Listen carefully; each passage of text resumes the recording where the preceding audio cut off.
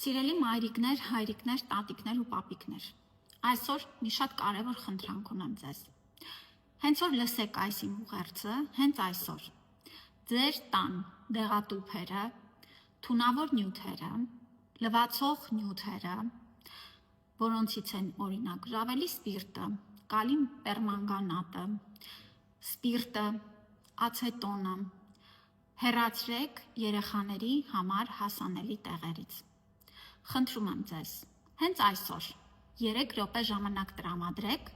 եւ ձեր կողմից երեխաների պաշտպանության համար շատ կարևոր քայլ արեք։ Մենք մեկ ամիս է մանրամասն վերլուծում ենք 2025 թվականի ընթացքում մանկական հիվանդացության եւ մահացության պատճառները, հասկանալու համար, թե ինչու ունենք որոշակի աճ։ Եվ մեր կողմից շատ հստակ քայլեր ենք ձեռնարկել, իհարկե, բայց այս գործում դուք եք նաև մեր օգնականը։ Մենք միասին պիտի պաշտպանենք մեր երեխաներին, եւ որ ոչ մի երեխա չկարողանա հասանելիություն ունենա, նորից եմ կրկնում, դեղորայքի, տան կենցաղում օգտագործվող թունավոր, վտանգավոր նյութերին։ Խնդրում եմ ձեզ, պահեք դեղերը փակի տակ, բոլոր այդ նյութերը, որոնք ես թվեցի, հեռացրեք երեխաների համար հասանելի տեղերից։